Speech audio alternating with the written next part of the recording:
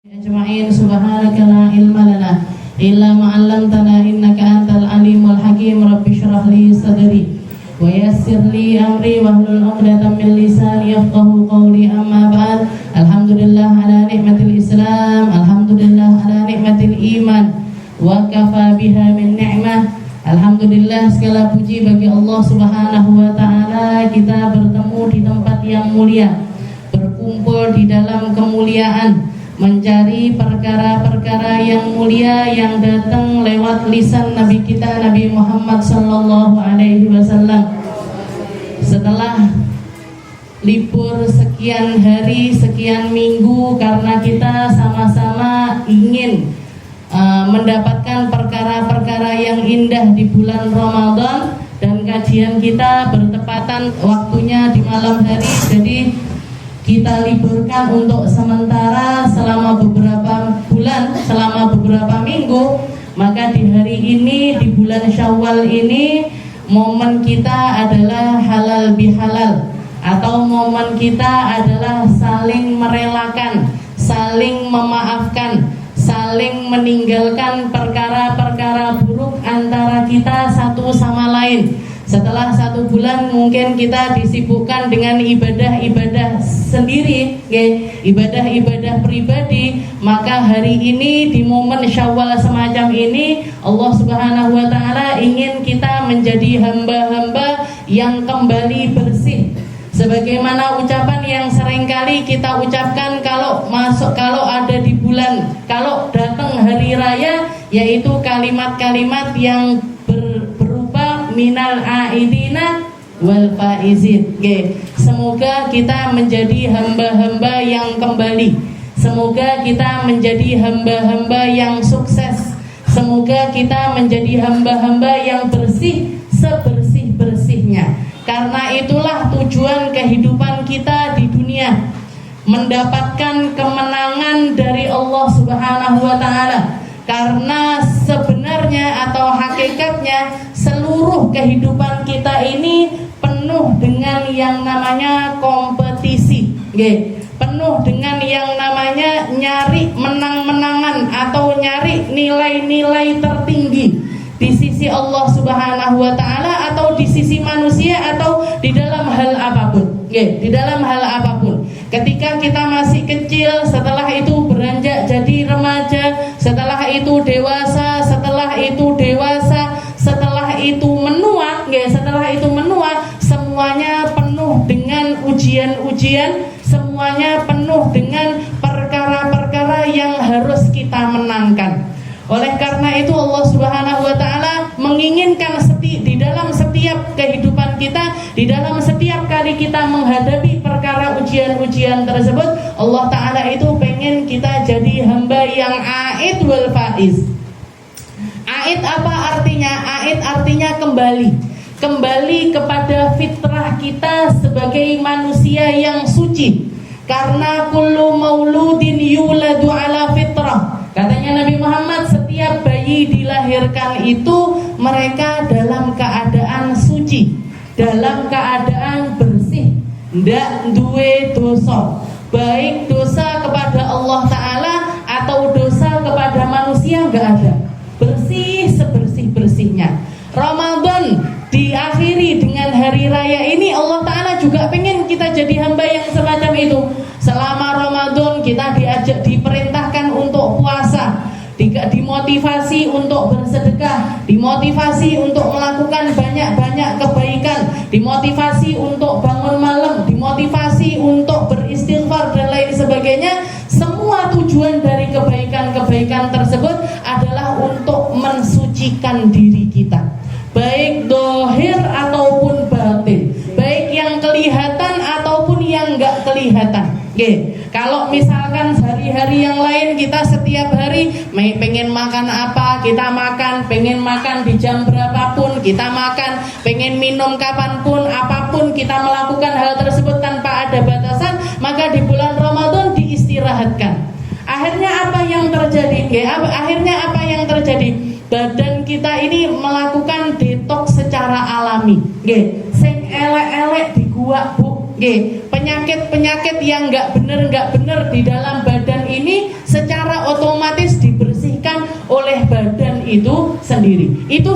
dohirnya Bu. Secara batinnya nopo? Secara batinnya apa? Lisan kita diampuni sama Allah Ta'ala, dosa lisan diampuni, dosa mata diampuni, dosa telinga diampuni, dosa kaki diampuni, dosa tangan diampuni, dosa-dosa yang berkaitan dengan tubuh kita karena kita puasakan karena Allah Ta'ala, karena kita tahan perkara-perkara yang harusnya boleh kita tahan perkara-perkara tersebut, maka dampaknya adalah Allah Ta'ala mengurangi atau membersihkan setiap dosa-dosa dari ujung rambut kita sampai ujung kaki kita. Belum lagi yang namanya kalau kita nambahi dengan sedekah-sedekah, nambahi dengan zakat, nambahi dengan amaliyah infak dan lain sebagainya, ini harta kita ikut bersih juga. Harta kita ikut dibersihkan juga sama Allah Ta'ala. Kita bangun malam, kita sahur, kita berbuka dan lain sebagainya, semuanya ada motivasi ampunan dari Allah Subhanahu wa Ta'ala.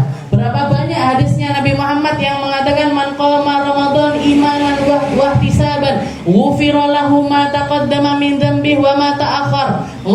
Katanya Nabi Muhammad, barang siapa yang bangun di bulan Ramadan, puasa dan bangun malam di bulan Ramadan selama 1 bulan penuh dengan harapan dengan tujuan yang benar dan juga pengharapan untuk nyari kehidupan yang indah di akhirat nanti, katanya Allah Ta'ala ghufira lahu ma taqaddama min dzambi. Dosanya dia yang lalu itu diampuni.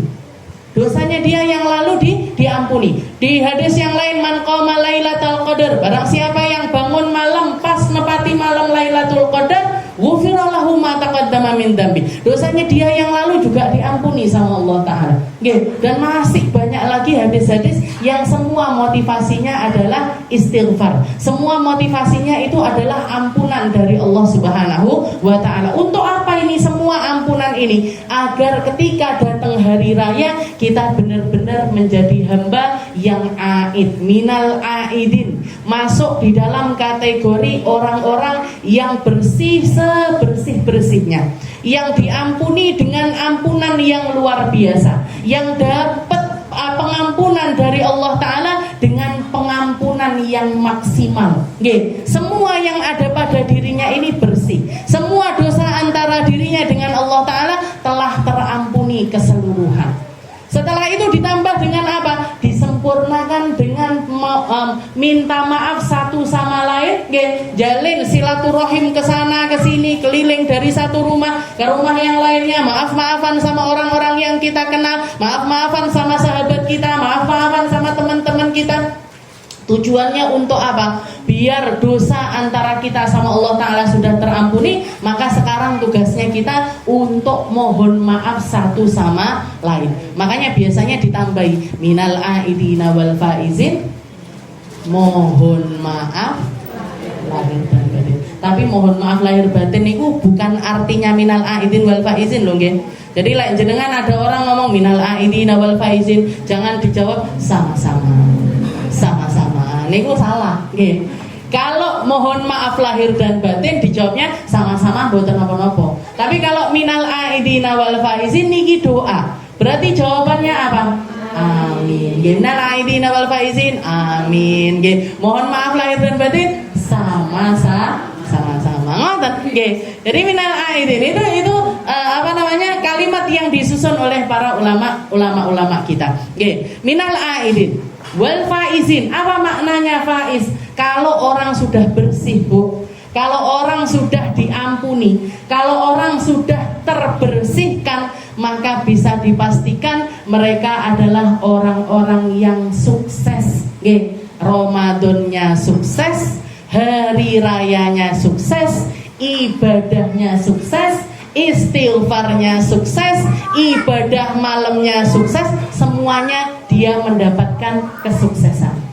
Kesuksesan ini bukan cuma kesuksesan di dunia, tapi kesuksesan yang datang dari Allah Subhanahu wa Ta'ala. Minal aidina wal faizin. Ini intinya kita berhari raya. Ini yang ingin kita dapatkan dari hari raya kita. Ini yang harusnya ada di dalam perayaan-perayaan halal bihalal yang yang kita gelar di mana-mana. Nggih. Jadi jangan sampai makna dari halal bihalal ini kita nodai. Jangan sampai yang maunya kita jadi bersih, maunya kita jadi suci, maunya kita jadi fitri, justru malah dinodai dengan perkara-perkara yang datang dari hawa nafsu kita, yang datang dari buruknya kita, yang datang dari nggak ngertinya kita, yang datang dari nggak ngertinya kita. Jadi momen Ramadan, waktunya kumpul-kumpul, saudara yang jauh-jauh datang, saudara dari mana-mana ngumpul di satu tempat,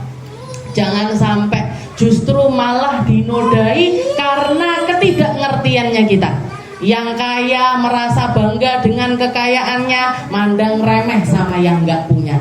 Yang nggak punya minder dengan nggak kepunyaannya, akhirnya pilih nggak gelem serawung sama saudara-saudaranya yang punya. Dihilangkan, semua hal-hal, semua sekat-sekat, semua perkara-perkara yang membatasi kita satu sama lain ini, dan datangnya dari diri kita sendiri sebenarnya, datangnya dari diri kita masing-masing, ini kita hilangkan.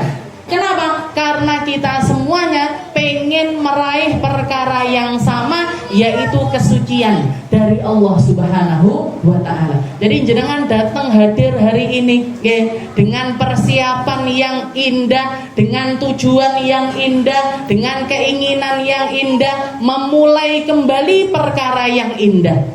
Apa itu? Kita mau mulai majelis lagi. Selain halal bihalal, tadi saya lihat pengumumannya, pembukaan majelis halal bihalal apa made? Syukuran mantan. Ada apa enggak? Enek apa enggak, tapi lupa saya. Jadi ini kita juga mau mulai kembali perkara yang sudah kita istiqomai sekian tahun. Kalau nggak salah tahun kemarin 10 tahun, 10 tahun bukan waktu yang pendek, Bu. 10 tahun ini waktu yang sudah sangat lama sekali. Lebih lama dari waktu saya mondok. Boten sih, sik doboan mondoknya saya. Jadi 10 tahun itu bukan waktu yang pendek. Kita saling ketemu, kita saling kenal, kita saling melihat satu sama lain. Ini adalah waktu yang sangat panjang dan sudah bisa dikategorikan sesuatu yang kita istiqomai. Sesuatu yang kita istiqomai, maka dibenerin niatnya, diluruskan lagi niatnya, biar dapat seperti apa yang dikatakan oleh Nabi Muhammad SAW. Man salaka tariqan yaltamisu fihi ilman sahhalallahu lahu tariqan ilal jannah. Katanya Nabi Muhammad, orang yang napai jalannya ilmu, berarti dia sedang nata dirinya untuk nyari jalan terbaik menuju surga. Dia sedang mempermudah dirinya sendiri untuk masuk ke dalam surga. Kenapa? Karena di dalam majelis ilmu, semua perkara inti ada di dalam ilmu. Semua perkara basic ada di dalam ilmu. Akarnya segala sesuatu itu ya ilmu, Bu. Jangan mau nyari nikmat dunia, nikmat akhirat harus pakai ilmu. Jangan mau nyari selamat dunia, selamat akhirat juga harus punya ilmu. Jangan mau noto semua perkara, kalau punya ilmunya gampang. Kalau ndak duwe ilmune angel, Bu. Kalau nggak ngerti ilmunya sulit. Kayak misalkan apa kita yang nggak ngerti ilmunya, misalkan masang lampu, masang lampu ini biasanya ibu-ibu ndak iso. Sakit mau mboten jenengan masang lampu? Oh, sakit toh. Ngerakit lampu lah ngono. Ngerakit lampu. Kalau masang gampang, Ustaz, pergi ke toko lampu, beli, habis itu dipasang. Ngerakit lampu ndak iso, Bu. Bukan faknya kita, bukan ranahnya kita, bukan kemampuannya kita. Yang bisa siapa? Ya mereka-mereka yang sekolah lampu. Mboten apa mboten sekolah lampu. Sekolah penerangan, sekolah ngaten-ngaten niku. Yang ngerti gimana caranya ngerakit lampu. Jadi kalau kita bangun rumah misalkan, mau bikin penerangan di sini, penerangan di sini, penerangan di sini, sing diceluk sinten? Tukang listrik. Yang dipanggil tukang listrik, yang dipanggil tukang bikin seperti itu. Jenengan mau tak tuku kabel dhewe, tak tuku paralon dhewe, tak tuku iki dhewe, ledru dadine. Sing kudune murut ndak sido murut. Yang harusnya terang bukan malah jadi terang, malah jadi ndak karuan. Itu loh yang namanya ilmu. Makanya kalau kita nggak ngerti terhadap sesuatu, kita ini pertama orang kalau mau dapat kebaikannya ilmu, orang kalau mau ngerti, orang kalau mau paham, harus ngerti tentang dirinya sendiri. Saya ini kategori orang yang gimana? Orang ngertikah? Orang nggak ngertikah?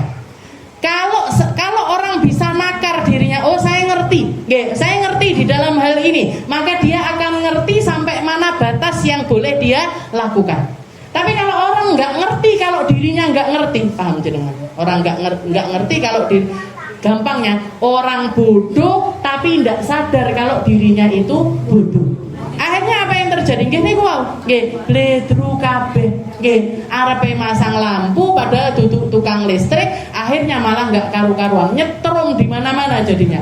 Nyetrum di mana-mana, megang ini kesetrum, megang ini kesetrum, megang ini kesetrum. Kenapa? Karena yang masang lampu bukan tukang lampu, tapi sinten usaha jebolan pondok masang lampu, nggak karu-karuan.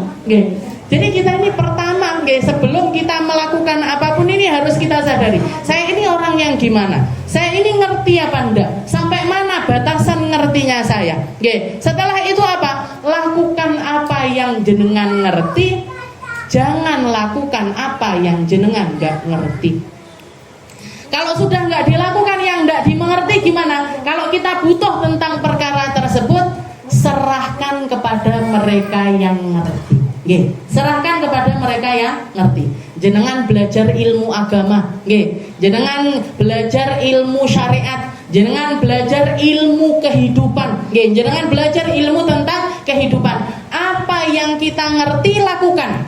Yang ndak ngerti, jangan dilakukan. Kalau kita butuh tentang perkara tersebut, tanyakan atau kasihkan, serahkan kepada mereka-mereka yang ngerti. Saya ngerti Ustazah, oh kalau keluar darah ini berarti haid, kalau suci sekian hari, haid sekian hari, itu yang basic-basic ngerti. Tapi kalau sudah kena masalah istihadah ini itu dan lain sebagainya, bingung saya Ustazah.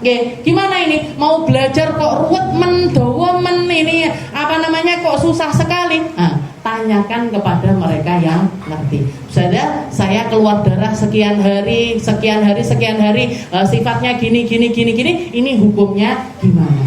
Hukumnya seperti apa? Itu. Jadi pertama yang harus kita sadari itu adalah kemampuan diri kita. Kemampuan diri kita. Makanya Nabi Muhammad mengatakan man salaka thoriq. Kenapa kok harus sadar dulu? Karena orang kalau nggak ngerti dirinya nggak ngerti. Orang bodoh nggak ngerti kalau dirinya itu bodoh. Nggak ngerti dirinya itu bodoh, maka dia telah menutup pintu ilmu itu secara keseluruhan. Nggak akan bisa dapat.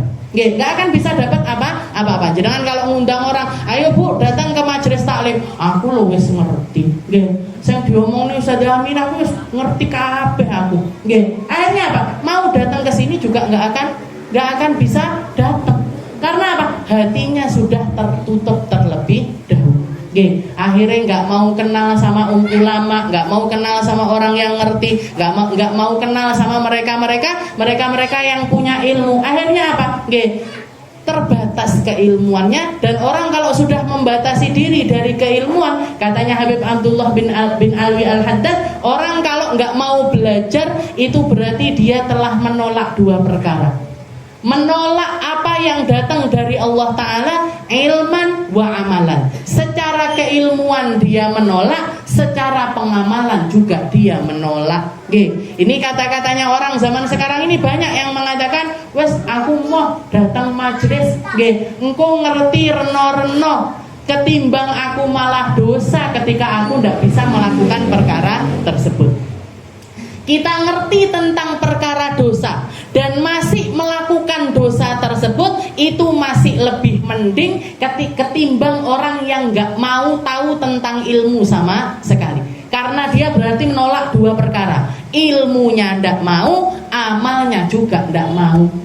Yang sering saya temukan anak-anak muda yang mengatakan, aku urung siap jilbaban, engko lek aku datang majelis akhirnya ngerti lek jilbabi wajib, akhirnya saya harus jilbaban. Nggih. Akhirnya saya harus jilbaban. Ini kan aneh, nggih. Jadi dia belum siap untuk berjilbab tapi nyari alasan untuk tidak mau dapat ilmunya jilbab dan juga pengamalan dari jilbab. Ini dosanya double, nggih. Jadi orang yang nggak mau datang ke majelis taklim itu justru malah dosanya itu 2 kali lipat dibandingkan mereka yang berdosa, yang berdosa dan ngerti kalau itu adalah sebuah perkara yang dosa. Itu yang dikatakan oleh Habib Abdullah bin Alawi Al-Haddad. Jadi kita luruskan dulu niat. Ya Allah, majelisnya dibuka. Ya Allah, saya taklim lagi. Setiap hari Senin malam saya niatkan untuk istiqomah ngaji di Majelis Al-Wasilah. Ya Allah, bantu saya untuk tambah ikhlas, tambah tulus, tambah istiqomah, tambah semangat, iso ngejai konco-konco liyane, iso ngejai anak-anak cucu, bisa ngajak orang-orang yang lainnya, biar kita semuanya ada di dalam golongan orang-orang yang nyari ilmu. Kenapa? Karena orang yang nyari ilmu, katanya Nabi Muhammad, sahhalallahu lahu tariqan ilal jannah. Allah Ta'ala akan mempermudah jalannya dia menuju ke dalam surganya Allah Subhanahu wa Ta'ala. Mungkin kita semuanya dituluskan niat kita, diistiqomahkan selalu oleh Allah Ta'ala, ditambah berkahnya ilmu, ditambah berkahnya umur, ditambah berkahnya keluarga, ditambah berkahnya harta, ditambah keberkahan apapun yang masuk ke dalam kehidupan kita. Dan semoga Allah Subhanahu wa Ta'ala menjadikan kita orang-orang yang aidin wal faizin, orang-orang yang kembali fitrah, seperti yang diinginkan oleh Allah Ta'ala di hari raya, dengan kita berhari raya. Juga masuk di dalam golongan hamba-hamba yang faiz, di dalam golongan hamba-hamba yang disukseskan oleh Allah Ta'ala dunia dan juga akhirat kita. Setelah itu tujuan dari majelis kita, yang ketiga tadi, tapi tidak tahu ada di napa mboten, ada di undangan napa mboten, syukuran manten, syukuran manten napa mboten niki Bu Dina. Jadi niki satu kegembiraan yang ditampakkan oleh Allah Ta'ala, berkahnya majelis. Nggih napa mboten? Anaknya orang baik ketemu berjodoh dengan anaknya orang baik juga. Kita doakan sama-sama.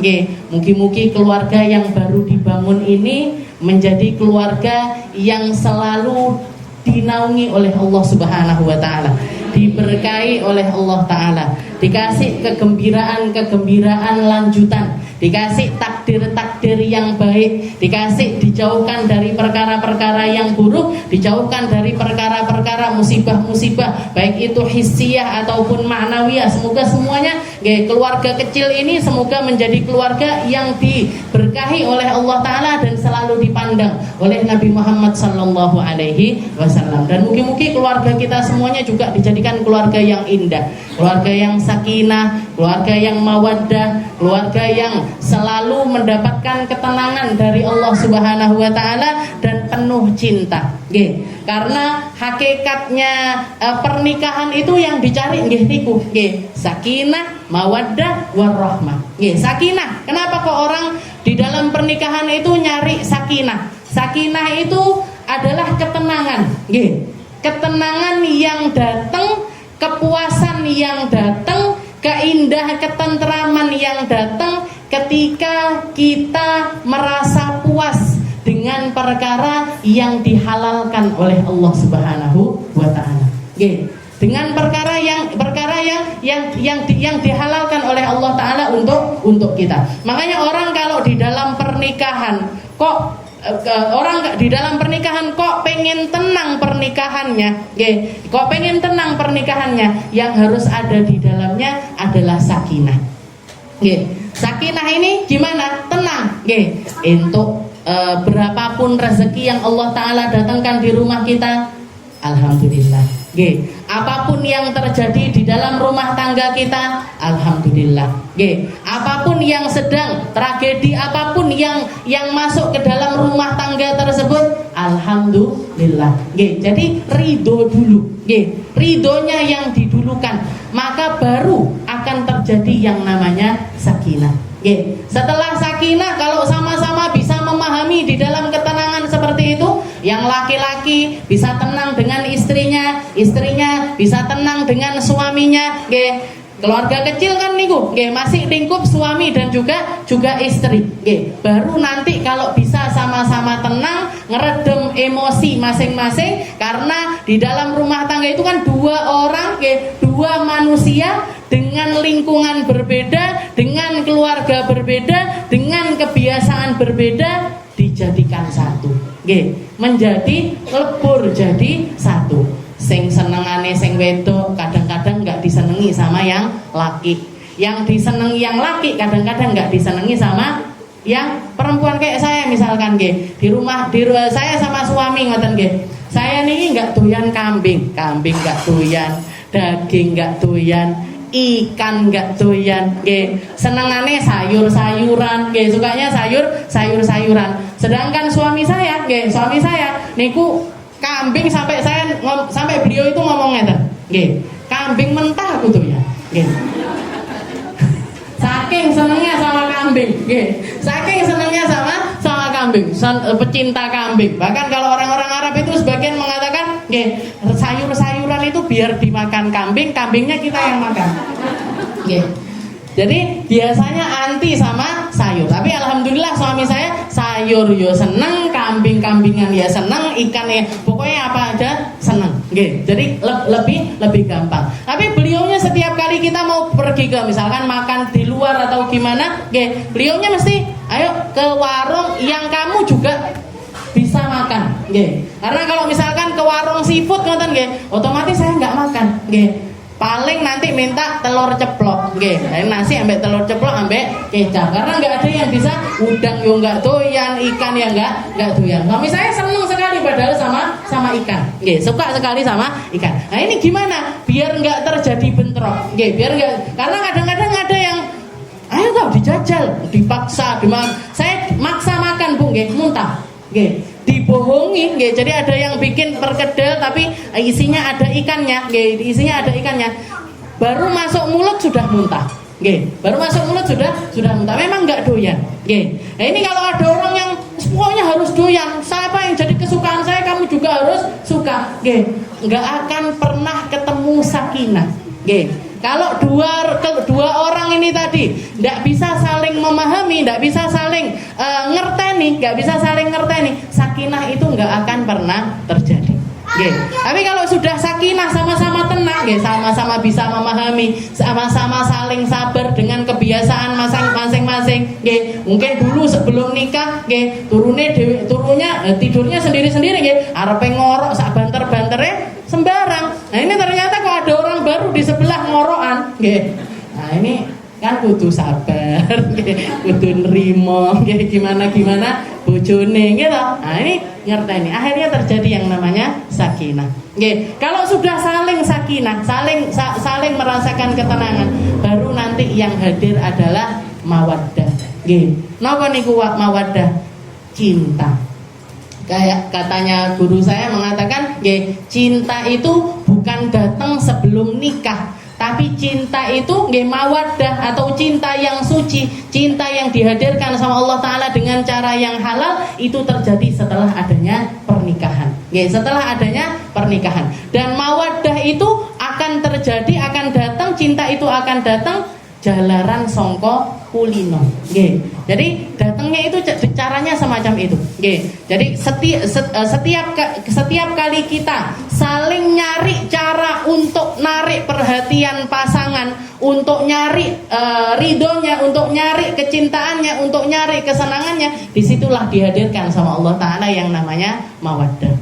Dan ini kalau bertahan terus akan langgeng pernikahan tersebut, dan ujung-ujungnya di ujung usia, di mana biasanya orang sudah nggak punya hasrat lagi, sudah nggak punya keinginan yang muluk-muluk, porsi makan sudah berkurang, kekuatan fisik sudah berkurang, di usia senja, di usia tua, yang hadir di dalam kelanggengan itu adalah rahmah, saling mengasihi, saling merasakan hal yang sama satu sama lain, hal yang sama satu sama lain, yang adalah rahmah, kasih sayang. Ini yang semua rumah tangga inginkan, ini yang selalu diimpi-impi diinginkan oleh semua pasangan yang baru saja menikah. Nggih, pengennya rumah tangganya sakinah, pengennya rumah tangganya penuh cinta, pengennya rumah tangganya penuh dengan rahmat. Nggih, rahmat yang diciptakan di dalam keluarga tersebut sehingga menarik rahmat dari Allah Subhanahu wa taala. Narik kecintaan, narik kasih sayang dari Allah Subhanahu wa taala. Makanya kalau kita lihat pernikahannya Nabi Muhammad sallallahu alaihi wasallam dengan Sayyidah Khadijah, itu satu rumah tangga yang enggak bisa diulang lagi sama Nabi. Nggih, yang enggak bisa didapatkan oleh Nabi di istri-istrinya yang lainnya. Sampai Sayyidah Aisyah mengatakan, saya gak pernah ketemu sama Sayyidah, maksudnya gak pernah ada di dalam satu pernikahan yang sama dengan Sayyidah Khadijah. Tapi di antara sekian banyak istrinya Nabi, yang paling aku cemburui justru adalah Sayyidah Khadijah. Kenapa? Karena saking seringnya Nabi Muhammad itu ngungkit-ngungkit tentang Sayyidah Khadijah. Cintanya bertahan bahkan setelah Sayyidah Khadijah meninggal. Rahmatnya Nabi kepada Sayyidah Khadijah bertahan bahkan sampai ujung usianya Nabi, sampai akhir usianya Nabi. Yang diingat-ingat terus oleh Nabi Muhammad adalah Sayyidah Khadijah. Nggih, adalah Sayyidah Khadijah. Apa berarti istrinya Nabi yang lain enggak sakinah mawaddah warahmah? Nggih, sakinah, nggih mawaddah warahmah. Tapi yang paling indah, pernikahan yang paling indah yang dirasakan oleh Rasulullah adalah ketika beliau berumah tangga dengan Sayyidah Khadijah. Apa kuncinya?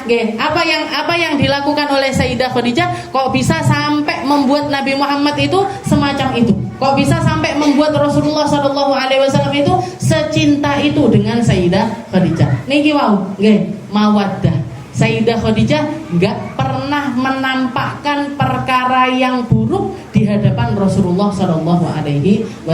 Dengan beban kerja yang luar biasa, dengan tanggungan yang sangat banyak, ditambah setelah Nabi Muhammad diangkat menjadi Nabi, semua harta yang dimiliki oleh Sayyidah Khadijah dipersembahkan untuk Rasulullah SAW. Apapun yang diminta oleh Nabi untuk keperluan dakwahnya akan diusahakan oleh Sayyidah Khadijah semaksimal mungkin.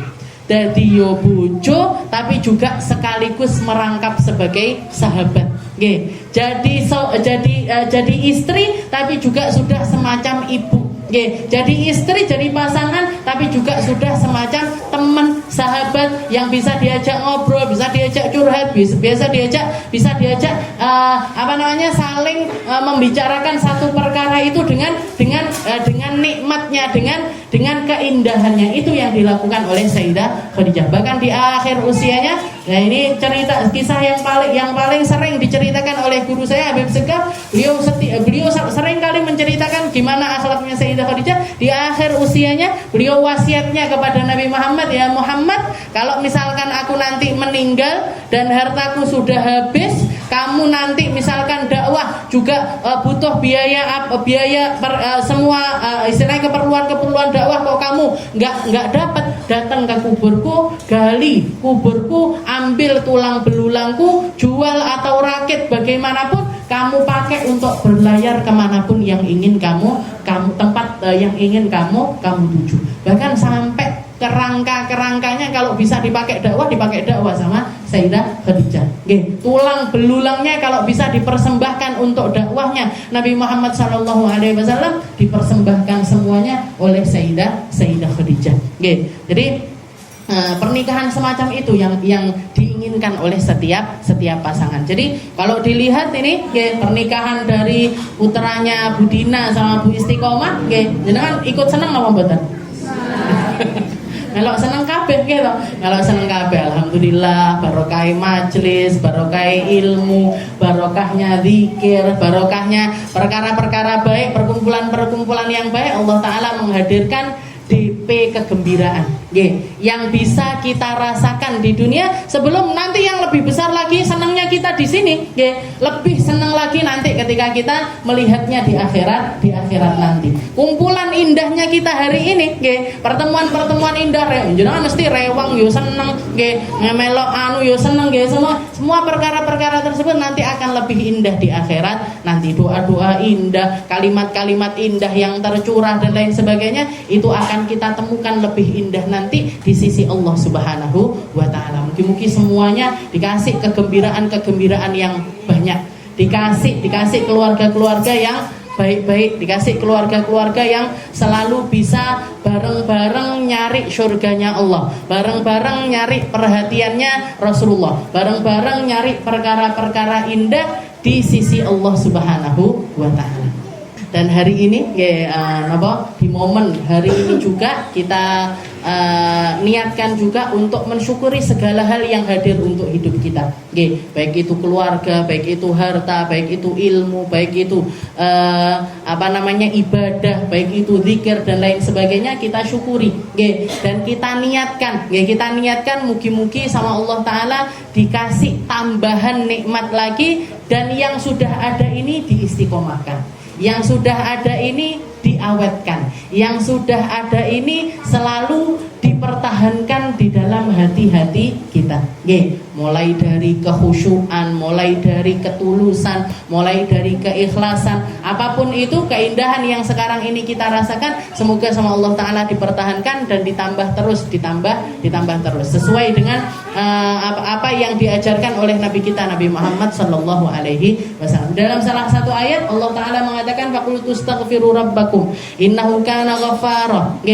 Allah Ta'ala memotivasi kita untuk terus membersihkan diri, memperbaiki diri, untuk terus mengistighfari apapun yang sedang kita lakukan atau bahkan apapun yang ingin kita lakukan. Ayat ini diperintahkan oleh Allah Ta'ala untuk Nabi Muhammad Sallallahu Alaihi Wasallam. Padahal kita tahu sendiri Nabi Muhammad itu bersih dari segala dosa.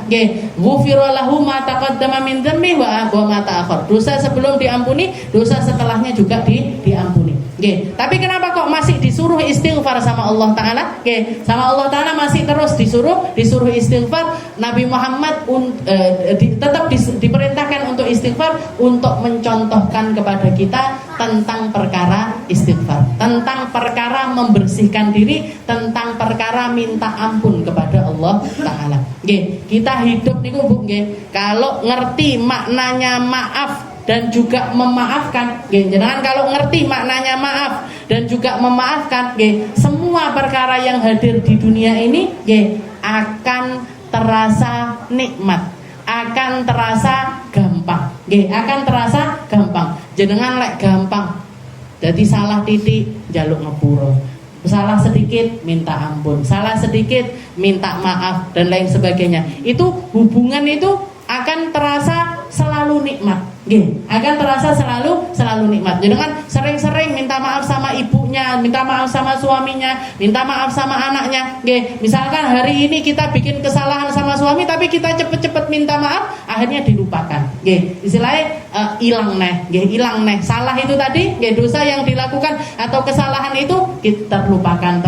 Jadi hidup dengan maaf ini meminta maaf ataupun juga memaafkan orang lain, ataupun memaafkan orang lain. Itu makna dari saling memaafkan. Orang di hari raya ini kok maaf minal aidin wal faizin, mohon maaf lahir dan batin. Maaf lahir yang kelihatan kita minta maaf, yang batin yang enggak kelihatan pun juga kita minta maaf. Biar apa? Biar perasaan ini tadi kembali indah. Biar perasaan di dalam diri ini kembali terbangun dengan asas yang bersih, dengan asas yang bersih. Jadi ndak enak-enak, ndak ada lagi rasa-rasa nggak enak. Aku gah rono, aku gah rene, aku ndak mau ke sana.